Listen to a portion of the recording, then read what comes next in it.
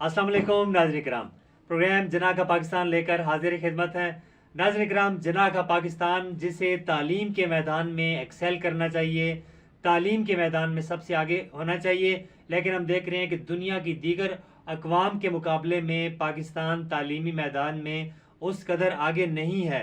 चूँकि जब हम पाकिस्तान को एशियन टाइगर कहते हैं, दीगर अलकाबात से नवाजते हैं, तो ज़रूरत इस अम्र की है कि पाकिस्तान तालीम के मैदान में भी एक्सेल करे। लेकिन मौजूदा सूरत हाल ये है कि तालीम प्राइवेटाइज की जा रही है, सरकारी स्कूलों को प्राइवेटाइज किया जा रहा है। इस पर बात करने के लिए हमारे साथ मौजूद हैं चौधरी फयाज साहब, आपको मैं वेलकम करता हूँ। जी जी, थैंक यू। फयाज साहब बताइएगा, एक आम आदमी, एक गरीब आदमी कि जो पाकिस्तान का ज़्यादातर जो तबका है वो आम आदमी पर मुश्तमिल है, उसके बच्चों के लिए अगर तालीम प्राइवेटाइज कर दी जाएगी तो क्या, पहले ही बहुत सारे बच्चे स्कूलों से बाहर हैं, तो क्या तालीम का मैदान जो है वो खाली नहीं हो जाएगा? बहुत शुक्रिया नकवी साहब। पाकिस्तान में आपने देखा होगा 80% जो लोग हैं वो गवर्नमेंट के स्कूल में पढ़ते हैं। ठीक है। अगर इसको भी प्राइवेटाइज कर दिया, इसको भी निजकारी, इसकी भी निजकारी कर दी, तो ये लोग कहाँ जाएंगे? सही। ठीक है। और किसी भी मुल्क की तरक्की का राज तालीम होता है। बेहतर। जब तालीम पर इन लोगों ने नजकारी कर दी तो ये गरीबों के बच्चे कहाँ जाएंगे? ये इतनी फीस तो अफोर्ड कर नहीं सकते। प्राइवेट स्कूल तो पहले ही कारोबार बन चुके हैं। ये तो लोगों ने पहले ही इतना बड़ा कारोबार बना दिया है कि इससे बहुत ज्यादा वो मैं करते हूँ, तालीम तो रहने नहीं दी ना। तो अगर इन गरीब लोगों के मेहनत से या किसी रेडी वाले का बच्चा टॉप आता है तो वो गवर्नमेंट के स्कूल से ही आता है। अब देख ले, जितने भी बोर्ड बच्चे टॉप आते हैं वो किसी किसी के रक्शे वाले का होता है, किसी पकौड़े बेचने वाले का होता है, किसी रेडी वाले का होता है। तो अगर इन लोगों ने ये भी कर दिया तो ये गरीब के बच्चों के लिए सारी बात है, फिर तालीम के जो दरवाजे हैं ना इन लोगों ने बंद कर दिए। और बड़ी जबरदस्त बात की है चौधरी साहब ने कि आम आदमी का बच्चा इन्हीं टाट के स्कूलों में, इन्हीं सरकारी स्कूलों में पढ़ के वो जो है पाकिस्तान के टॉप क्लास CSS ऑफिसर्स भी बने हैं, आर्मी ऑफिसर्स भी बने हैं, डॉक्टर भी बने हैं। ये दुनिया जानती है। पाकिस्तान के पास ब्रेन्स मौजूद हैं, पाकिस्तान के लोग नासा में मौजूद हैं, पाकिस्तान के लोग माइक्रोसॉफ्ट में मौजूद हैं। तो क्या क्या राय हाल है जो आप बताएं? नकवी साहब, पहले तो सबसे पहले ये है कि ये टेक केयर हुकूमत है, निगरान हुकूमत है, इसकी तो ये अथराइज ही नहीं है, मैंडेट तो नहीं है इसका मैंडेट ही नहीं है। इसका मैंडेट ये है कि वो सिर्फ अपना इलेक्शन करवाए और जो इलेक्शन कमीशन है उसकी मावनत करे। यानी कि अगर उसको किसी चीज़ की ज़रूरत है, सिक्योरिटी की ज़रूरत है, किसी चीज़ की ज़रूरत है, ये अफोर्ड करे। ये काम एक अवामी हुकूमत का है, ये अवामी हुकूमत का। बाकी ये पॉलिसियाँ बनाने 2/3 अक्सरियत से मुंतखब हुकूमत हो तो ये पॉलिसियाँ वो तैयार करती है, जबकि 1/3 भी हो ना, 5-7 वोटों से जो हुकूमत बनती है उसका अपोजिशन इतनी स्ट्रांग होती है वो इस तरह की पॉलिसियाँ चलने नहीं देती। इसका इस्तेकाक किसी किस्म की पॉलिसी बनाने का नहीं है, क्योंकि हम देखते हैं कि स्टेक होल्डर्स जो है, जो शराकतदार है इसमें, वो अवाम बहुत बड़ी शराकतदार है।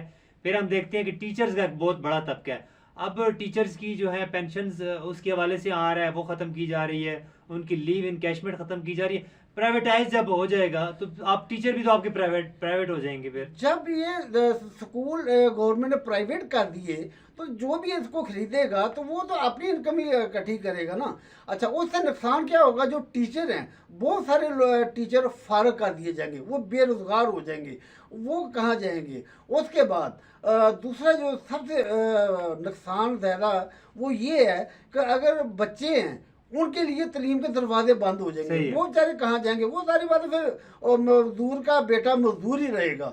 उनके लिए तो इन लोगों ने इतनी मुश्किलात कर देंगे कि वो तो आगे तालीमी जो माहौल है वो तो अपना जारी रख ही नहीं सकेगा ना, वो कहाँ जाएगा? लेकिन नाज़रीन किराम, ज़रूरत इस अम्र की है कि ये जो सरकारी स्कूलों के अंदर जो खामियां मौजूद हैं, जो स्कूल्स एग्जिस्ट ही नहीं करते, जो टीचर्स सिर्फ तनख्वाहें लेने के लिए बैठे होते हैं, उसके खिलाफ काम ज़रूर होना चाहिए। और इस तरह के पंजाब गवर्नमेंट ने दानिश स्कूल पहले मुतारफ़ करवाए, या दीगर जो इस्लाहत होती हैं वो इस्लाहत ज़रूर होनी चाहिए।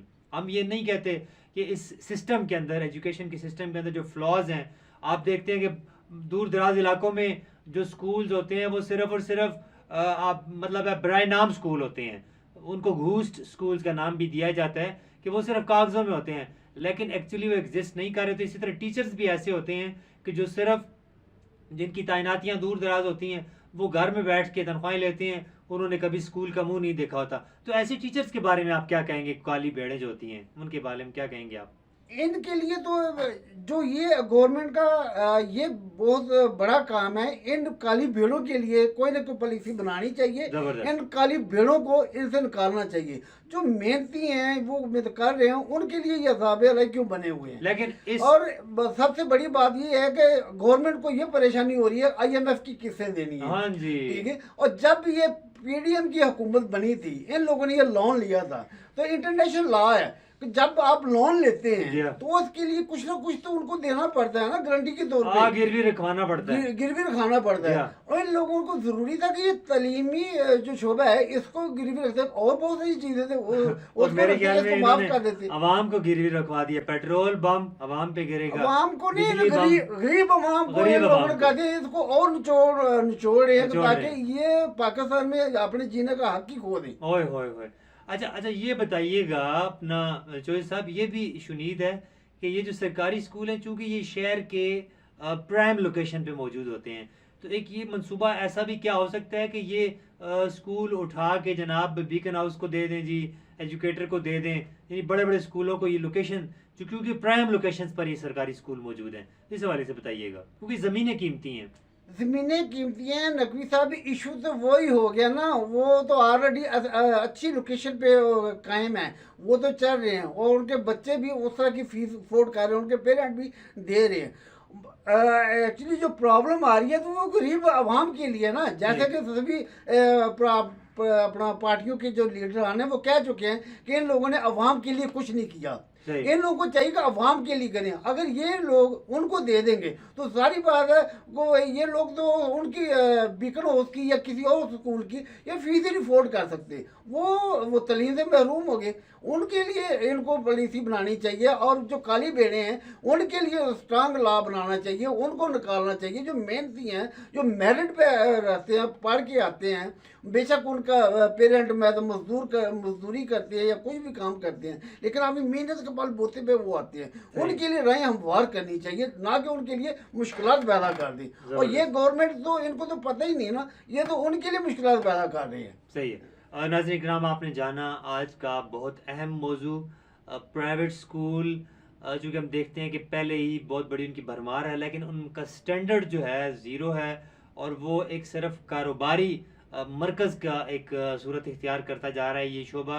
अब जब सरकारी स्कूलों को भी प्राइवेटाइज कर दिया जाएगा तो तालीमी जो मेयार है उसका आप पहले ही आप देख सकते हैं कि एक इंडस्ट्री बन चुका है ये पाकिस्तान में। तो फिर पाकिस्तान फिर तरक्की कैसे करेगा जब ये तालीमी मेयार ही आपका यहाँ तक आ जाएगा?